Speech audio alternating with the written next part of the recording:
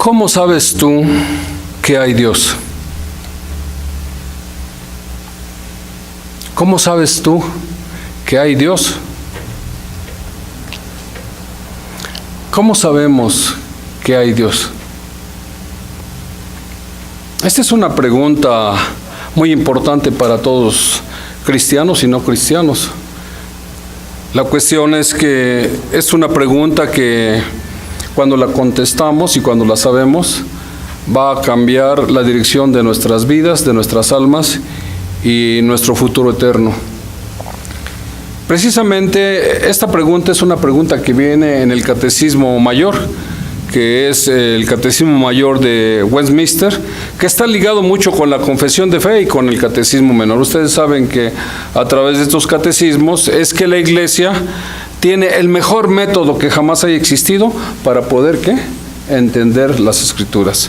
No hay ningún método, y si hay alguien, pues es necesario que vengan a decírmelo, ¿no? Pero no hay ningún método. Este método ha fundado familias en Europa, ha fundado naciones en Inglaterra, en Escocia, ha fundado naciones como familias como en Estados Unidos, en China, en Corea del Sur. Entonces, el método que tenemos nosotros de la confesión de fe, del catecismo mayor, del catecismo menor, es un método que nos lleva a buscar los tesoros de la Biblia.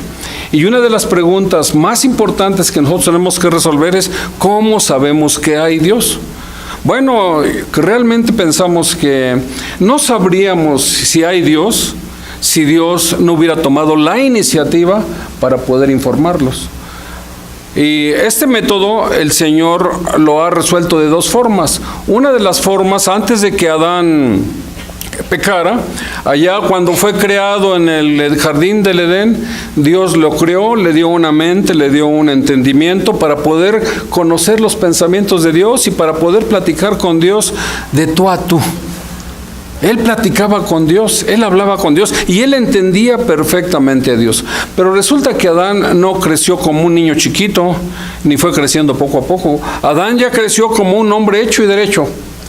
Y tan pronto como el Señor lo crea y lo abre, imagínense ustedes, de repente no saber nada y de repente abrir los ojos y ver toda la naturaleza, ver los animales, ver todo el mundo, ver las estrellas, ver todo. Esto debe haber sido una impresión magnífica para él, una impresión grande. Y esta impresión grande no solamente lo lleva a ver la naturaleza, sino también lo lleva a ver a él mismo.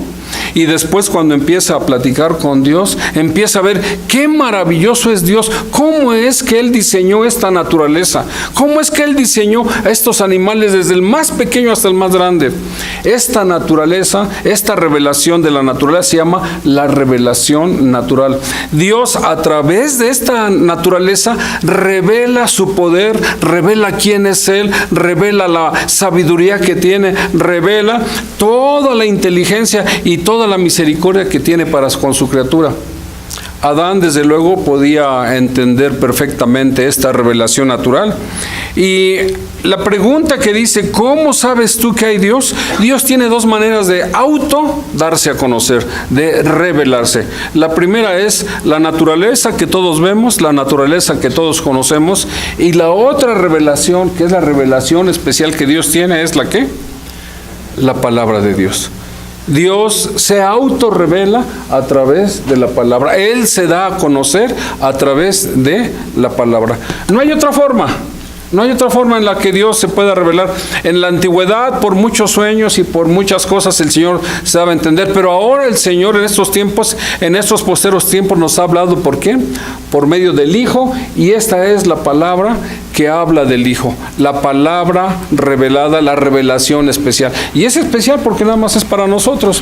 Así es que dice la respuesta de ¿cómo sabes tú que hay un Dios? Bueno, pues la revelación natural tiene dos aspectos.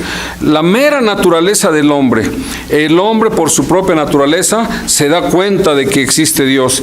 Y las obras que Dios tiene, como son el firmamento, las estrellas y todo lo que en ellos hay, ¿sí? Así es que veamos ahora ¿qué significa esto de decir que la obra de la naturaleza revela a Dios? Esto significa que precisamente Dios se revela al corazón del hombre. Dios no se deja sin que el hombre lo conozca. Dios se revela directamente al corazón del hombre, le hace entender que Él existe, le hace entender que Él es el que tiene el poder y deja caer una luz sobre Él para que pueda entender, como cuando usted entra en un cuarto oscuro y de repente se prende la luz y empieza a ver las maravillosas cosas que hay en ese cuarto. Así Dios esa luz se la deja ver en la mente del hombre y en el corazón. Es una forma de poder ser revelada. Así es que el hombre tiene un cierto conocimiento natural de Dios. El hombre conoce que hay un Dios, sabe que hay un Dios, y allá precisamente en el Romanos 2:14, fíjense lo que dice Romanos 2:14. Este versículo dice que la ley de Dios es revelada al corazón del hombre. Dice: porque los gentiles, habla de los gentiles, por cuanto los gentiles que no tienen ley, o sea, que no conocen la palabra de Dios, que no conocen la ley de Dios, por naturaleza hacen lo que es la ley de Dios. Estos, aunque no tengan ley, son para sí mismos ley, mostrando la obra de la ley escrita en sus corazones, dando testimonio su conciencia y acusándoles o defendiéndoles sus razonamientos en el día en el que Dios juzgará por Cristo los secretos de los hombres conforme a mi evangelio. Así es que el hombre natural, aunque no conoce la palabra de Dios, ustedes serán testigos de que en las tribus más remotas hay la ley de Dios. ¿Cuál es esa ley de Dios? No matarás, no robarás. Por ejemplo, en países del Oriente, donde no tienen en poco la palabra de Dios, aquel que roba o que mata es condenado fuertemente. Entre los árabes, si alguno adultera, una mujer adultera, ¿qué dice? Le hacen, la matan. Si roba, le cortan las manos. Entonces, en la mente del hombre está siempre el principio y la conciencia de la ley de Dios. ¿Por qué? Porque Dios la escribió en sus corazones. Los hombres tienen impreso eso en el corazón, en la selva y en las ciudades más grandes. Los hombres tienen ese conocimiento, ¿sí? Así es que, ¿cuál es este mensaje que revela esta luz de la naturaleza al corazón de los hombres y al corazón de la humanidad? Bueno, dice aquí que la luz de la naturaleza y las obras de Dios traen a la humanidad un mensaje que tiene que ver con la existencia de Dios mismo, su eterno poder y deidad. Y eso lo vemos allá en Romanos 1:19. Acabamos de leer Romanos precisamente. Dice acerca de Romanos 1:19, este versículo habla del Padre, de la revelación que Dios tiene para los hombres y los hombres. Dice el versículo: porque lo que de Dios se conoce, les es manifiesto, pues Dios se lo manifestó, Dios se los ha mostrado, lo que se conoce de Dios. Y luego dice el versículo 20, porque las cosas invisibles de Él, su eterno poder y deidad, las cosas que no podemos ver nosotros de Dios, su eterno poder y deidad, dice, se hacen claramente visibles. ¿Desde cuándo? Desde la creación del mundo. Desde el mundo, dice, siendo entendidas por medio de las cosas hechas, de modo que los hombres no tenemos excusa para decir que Dios no existe. Y con esto podemos decir, yo estoy seguro de que Dios existe, yo estoy seguro, sí, muy bien, porque también es cierto que ahí en el versículo 19 que acabamos de hablar ahorita en Salmos 19:1, ¿no? Los cielos, ¿qué? Cuentan la obra, la gloria de Dios, y el firmamento anuncia, ¿qué? La obra de sus manos. Un día emite, ¿qué dice? Un día emite palabra a otro día. Dice aquí, los cielos cuentan la gloria de Dios. ¿Qué hacen los cielos? Dan testimonio de la gloria de Dios. Cuando usted ve los cielos, usted debe de impresionarse. Si usted ve los cielos y no siente nada, pues no sé qué está pasando. Si usted ve una puesta de sol y no siente nada, pues algo está pasando con usted. Nosotros nos debemos de impresionar de cómo Dios tiene poder para hacer que todas esas cosas subsistan, porque los cielos nos están contando la gloria de Dios y el firmamento nos está anunciando la obra de sus manos. Un día, dice, emite como una emisora de radio, palabra a otro día. Una noche a otra noche declara sabiduría. No hay lenguaje ni es oída su voz. Por toda la tierra se oyó su voz y hasta el extremo del mundo sus palabras. Y en ellos puso tabernáculo para el sol. Y el sol, como esposo que sale de su tálamo, se alegra cual gigante para recorrer su camino. De un extremo de los cielos es su salida y su curso hasta el término de ellos, y no hay que se esconda de su calor. Así es que la misma obra de Dios nos da testimonio de cómo el sol sale, de cómo se pone, de cómo los alumbra, de cómo todos los días es preciso para poder hacer el trabajo que Dios le está encomendando todos los días, porque Dios dirige, porque Dios sostiene, porque Dios gobierna a todos sus astros. Y estos 6 mandamientos, estos 6 versículos hablan precisamente de la revelación natural de Dios. Los otros versículos hablan acerca de la revelación especial de Dios. Aquí en el Salmo 19, en el versículo 7 dice: la ley de Jehová que es perfecta. ¿Qué características tiene? Que es perfecta. ¿Y qué efectos hace en el hombre? Convierte el alma. Más adelante dice que el testimonio de Jehová es fiel. El sol, la luna, las estrellas, la naturaleza, nuestra propia persona son testimonios de Jehová, y hacen sabio al sencillo cuando este sencillo empieza a inquirir todas estas cosas, de dónde vinieron, cómo son hechas y cómo trabajan. Los mandamientos de Jehová son rectos. La característica que tienen los mandamientos de Jehová es que hay rectitud en ellos. ¿Y qué más aparte dice? Son rectos, pero ¿qué? Alegran el corazón. Cuando nosotros hacemos la voluntad de Dios, cuando nosotros obedecemos, eso causa alegría y gozo a nuestra mente y a nuestra alma. Hay veces que hacemos cosas que están en contra de la voluntad de Dios y nos sentimos culpables, sobre todo cuando mentimos. Decimos una mentira y ya nos encontramos mal porque sabemos que la propia conciencia nos está acusando de que estamos diciendo mentira. Pero cuando decimos lo recto, aunque nosotros salgamos perjudicados, entonces nuestro corazón está alegre. El precepto de Jehová es puro, que alumbra a los ojos. No hay nada torcido en la palabra de Dios. La palabra de Dios siempre va a ser pura para nosotros. Siempre van a estar haciendo que nuestros ojos estén alumbrados cuando tenemos problemas que resolver, cuando tenemos problemas que hacer. La palabra de Dios nos guía y alumbra nuestro corazón para hacer lo correcto. El temor de Jehová es limpio, que permanece para siempre. Característica de limpieza. El temor de Jehová no causa... no viene sucio, no tiene doble intención, no tiene malas cosas. Hay veces que nosotros pensamos que si obedecemos a Dios a lo mejor nos va a ir mal. Hay veces que nosotros pensamos que si hacemos lo correcto nos va a ir mal, y estamos con la filosofía de nuestro pueblo: el que no tranza, ¿qué? No avanza, ¿no? Pero no, aquí la palabra dice que tenemos que hacer lo correcto, porque el temor de Jehová, dice, es limpio, y ese temor de Jehová es lo que se ha perdido. Mi abuela decía: no hay temor de Dios ahora. Cada quien hace lo que quiere. Estamos como en el tiempo de los jueces, ¿sí? El temor de Jehová permanece para siempre. Y luego dice más adelante: los juicios de Jehová son verdad, todos justos. Deseables son más que el oro y el mucho oro afinado, que destila miel y que destila del panal.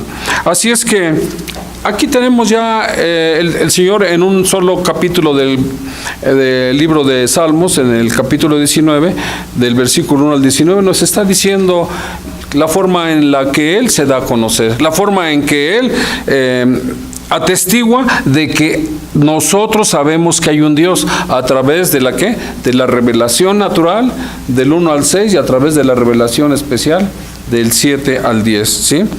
También tenemos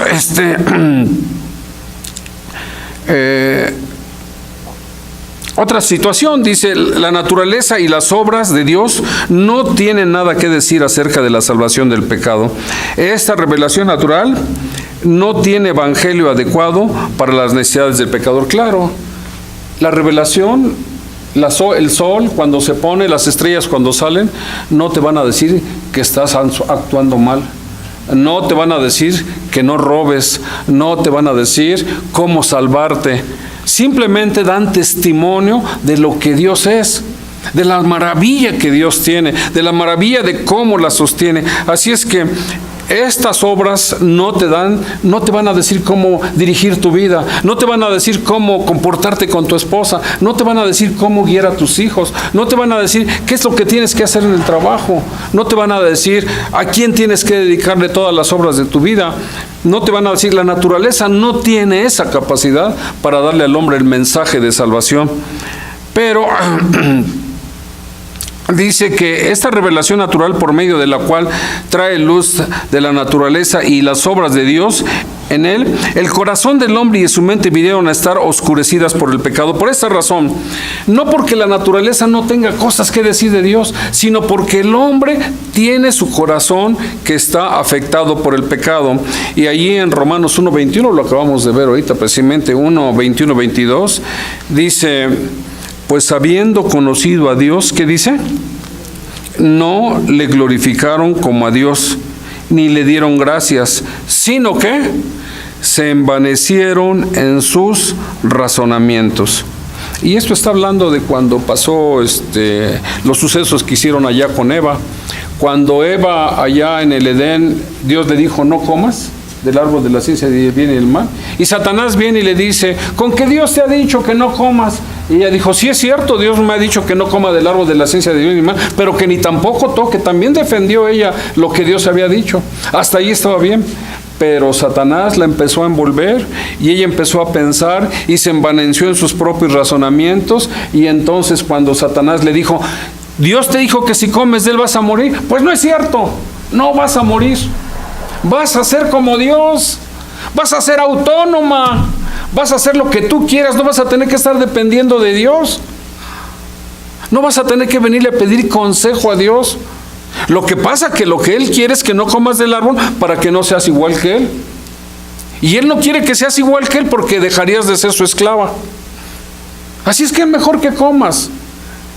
Y Satanás le hizo influencia tan grande al corazón y a la mente de Eva, que dijo: Eva, entonces no voy a morir. No, no vas a morir. Cuando Eva dijo: no voy a morir, perdió la fe en la palabra de Dios, que le dijo: no comas del árbol. Dijo: no, tú dices que no coma, pero yo sí como. Me voy a hacer autónoma. No voy a quitar mi fe en ti. Cuando ella quitó la fe en Dios, perdió todo. La fe es lo único que hace que nosotros estemos protegidos de la desgracia y de la corrupción. Cuando nosotros obedecemos, la fe es lo único, a través de la palabra de Dios. Cuando la palabra de Dios nos ha hablado, tenemos que estar conscientes. Y aquí vemos cómo Eva empezó a pensar. Dice ahí en Génesis 3:2 que Eva vio el árbol, vio que era bueno, y aparte de que vio que era bueno, le agradó, dijo que vio que era agradable, y aparte de que vio que era agradable, lo codició, y aparte de que lo codició, ¿qué?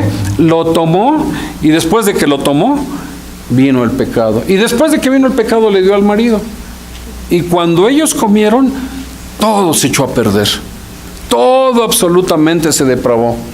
La mente, el corazón del hombre se depravó, y por eso fue que ahora estamos viviendo esta situación, porque precisamente todos los que nacimos con ese defecto, con esa perversión. Nos fueron imputados los pecados de Adán a nosotros y la muerte. Y ahí en Romanos 1:21-22, como la revelación no tenía que decirnos nada, fíjense lo que dice Romanos 1:21-22. Pues habiendo conocido a Dios, no le glorificaron como a Dios, ni le dieron gracias, y se envanecieron en sus razonamientos, y su necio corazón, ¿qué dice?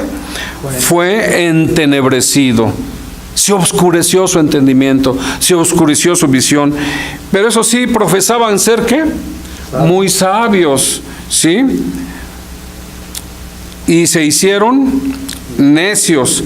Así es que el resultado de esto fue que la revelación natural de Dios pues fue mal interpretada.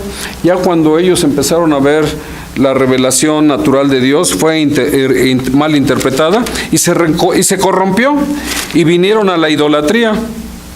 Entonces ellos, en lugar de adorar a Dios, empezaron a adorar a imágenes, empezaron a adorar otras cosas, ¿no? Y ahí más adelante, en Romanos 1:23, lo acabamos de leer, dice: y cambiaron, fíjese qué tremendo, y cambiaron, fíjate, cambiaron la gloria de Dios incorruptible.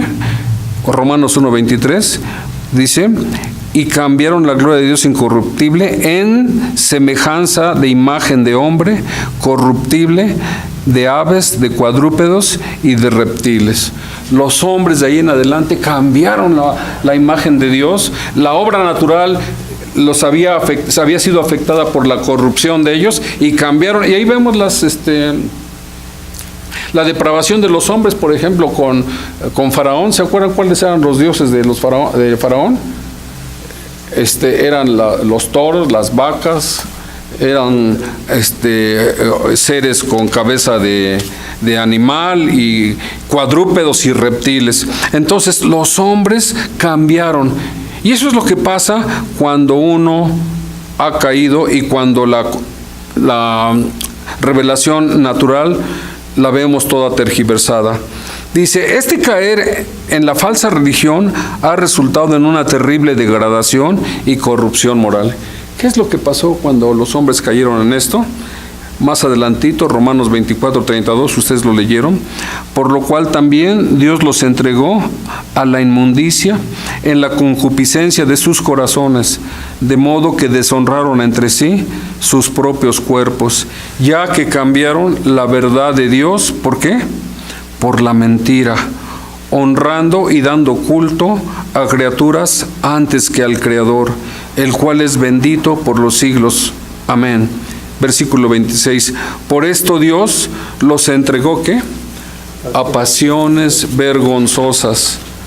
Pues aún sus mujeres, cambiando el uso natural por lo que es contra naturaleza, de igual modo también los hombres, dejando el uso natural de la mujer, se encendieron en su lascivia unos con otros, cometiendo hechos vergonzosos, hombres con hombres, y recibiendo en sí mismos la retribución debida a su extravío. Parece que está hablando de nuestros tiempos, ¿verdad? Parece que está hablando de nuestros días. ¿De qué manera el pecado ha afectado nuestra vida y los hombres, cambiando la gloria de Dios, cómo se han depravado? Así es que todas estas filosofías y todas estas identidad de género y todas estas cosas que están pasando no son más que una religión falsa e idólatra, en donde el hombre es el principal Dios de él mismo y él hace lo que quiere y él es autónomo y dejó a Dios, y como ahora es autónomo, él empieza a ser sabio en su propia opinión y cometen hechos vergonzosos. Y después el versículo 28 dice: y como ellos, los hombres caídos, estos hombres perversos, no aprobaron tener en cuenta a Dios, ¿qué dice? Los entregó a una mente reprobada para hacer cosas que no convienen, estando atestados de toda injusticia, fornicación, perversidad, avaricia y maldad. Ahora vemos, cuando nosotros vamos al cine, a veces somos muy simples. Vamos a ver películas que sabemos que nos van a afectar. Y nos gusta ir a ver esas películas. Cuando nosotros sabemos que esto es parte de un culto satánico, es parte de algo que está afectando nuestra mente, está afectando nuestra santidad. Esto está para los hombres caídos que no entienden nada, que no tienen comprensión de nada. Y dice: llenos de envidia, homicidios, contiendas, engaños y malignidades. Que dice: murmuradores, aborrecedores de Dios, injuriosos, soberbios, altivos, inventores de males, desobedientes a los padres. Pues ahora más que nunca, ¿cómo van a obedecer a los padres? Si ahora los padres se dedican a trabajar y los hijos están solos.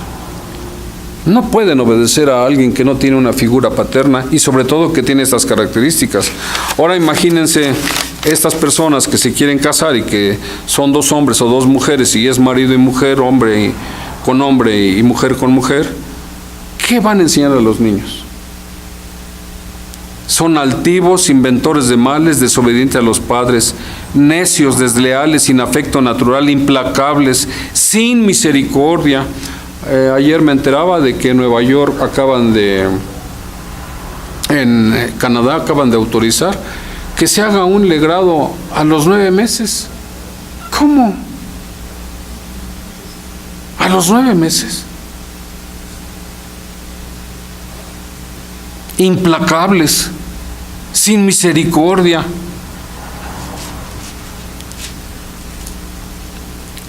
Habiendo entendido el juicio de Dios, que los que practican tales cosas son dignos de muerte. No solo las hacen, sino también se complacen con los que las practican. Hay muchas jovencitas y muchos jovencitos que no han pasado por esas situaciones, pero van a las manifestaciones y aplauden porque ellos están de acuerdo con estas personas. Y ni siquiera se enteran de qué es lo que está pasando, ¿no? Pero a pesar de todo esto, la revelación natural de Dios y su voluntad dejan al hombre sin excusa, porque sus necesidades cambiaron y su inhabilidad presente para entender la revelación natural es por su propia culpa. La humanidad es responsable no solo por caer en el pecado, sino también por todos los pecados que cometen actualmente. Pero, ¿qué revelación tenemos? Ya vimos que la revelación que tenemos ahora es ¿qué? Para nosotros los cristianos, para los que el Señor ha escogido, tenemos la revelación especial. Esta revelación nos sirve para la salvación. Dice, la revelación natural es inadecuada y no igual a la revelación especial dada por el Espíritu. Vamos a ver 1 Corintios 2, 9 y 10. Dice, antes bien, como está escrito, cosas que ojo no vio, ni oído oyó, ni han subido al corazón del hombre, son las que Dios ha preparado, la palabra del Señor, para los que le aman. Pero Dios no las reveló a nosotros por el Espíritu, porque el Espíritu de Dios todo lo escudriña, aún lo profundo de Dios. Y así vemos que la Escritura está preparada. Pero ¿saben qué? La Escritura no llegó por medios naturales. La Escritura llegó como un milagro de parte de Dios y de parte de sus santos hombres, los apóstoles y los profetas.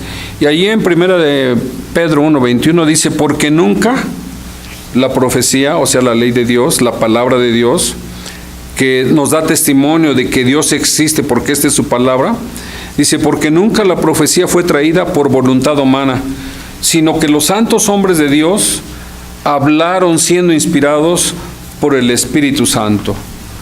Así es que ahorita hemos visto ya algunas cosas, pero ¿cuál es la diferencia o cuáles son los contrastes que hay entre la revelación natural y la revelación especial? La revelación natural, primeramente mencionada, es dada a todos los hombres, ¿sí? Pero la última, la revelación especial, solamente es limitada. Está solamente para aquellos que son los hijos de Dios y que son escogidos para Él. La revelación natural es suficiente para dejar a los hombres sin excusa. Los hombres con la revelación natural no pueden decir que Dios no existe. Pero la revelación especial de Dios, las Santas Escrituras, imparte verdades y imparte preceptos que hacen al hombre sabio y que lo hacen salvo. Isaías 59:21 dice que la palabra de Dios y el Espíritu son entregados al pueblo de Dios. Dice ahí en Isaías 59:21, y este será mi pacto con ellos, dijo Jehová, el Espíritu mío que está sobre ti y mis palabras que puse en ti, puse en tu boca, no faltarán de tu boca, ni de la boca de tus hijos, ni de la boca de los hijos de tus hijos, desde ahora y para siempre, dijo Jehová. Y este libro fue escrito 750 años antes de que naciera Jesucristo. Ahorita estamos casi a 2000 años, más casi 3000 años, y no han faltado estas palabras en la boca de nosotros, de nuestros hijos y de los hijos de nuestros hijos. Es la palabra de Dios y cómo Dios la mantiene de una forma maravillosa. ¿Sí? Y se acuerdan ustedes que Timoteo hablaba con Pablo, Pablo con Timoteo, y le decía a Pablo allá en 1 de Timoteo 3:15, que desde la niñez has sabido las sagradas escrituras, las cuales te pueden hacer sabio para la salvación por medio de la fe que es en Cristo Jesús. Porque en verdad, dice Hebreos 4:2, a nosotros se nos ha anunciado la buena nueva, como también a todo el mundo, ¿no? A ellos. Pero la palabra que el mundo oye o que ellos oyen no les aprovecha por no ir acompañada de la fe en los que lo oyeron. Así es que nosotros tenemos la palabra, pero no solamente es necesario tener la palabra, aparte de tener la palabra, es necesario tener fe. Si yo no tengo fe, no puedo entender la palabra. Solamente creyendo que esta es la palabra de Dios, que Dios existe, que Dios me está hablando a través de ella, que Dios me se está dando a conocer de ella, que Dios se está revelando a través de ella, es tener fe. Solamente así la palabra puede tener un provecho para mí. Porque sin fe, dice la Escritura, que es imposible agradar a Dios. Y es por fe, porque allá, ¿se acuerdan ustedes que dice allá en Efesios 2:8? Porque por gracia, ¿qué? Sois salvos por medio de la fe. ¿Y esto qué? No es de vosotros, pues es un don de Dios. No por obras, ¿para que qué? Para que nadie se gloríe. ¿Sí? Muy bien.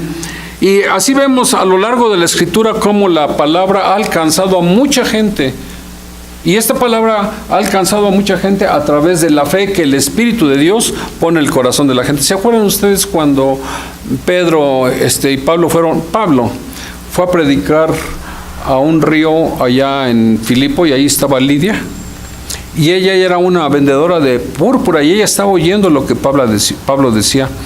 Pero cuando estaba oyendo lo que Pablo decía, el Señor dice que abrió su corazón, puso fe en ella para creer que lo que Pablo decía a través de la Escritura.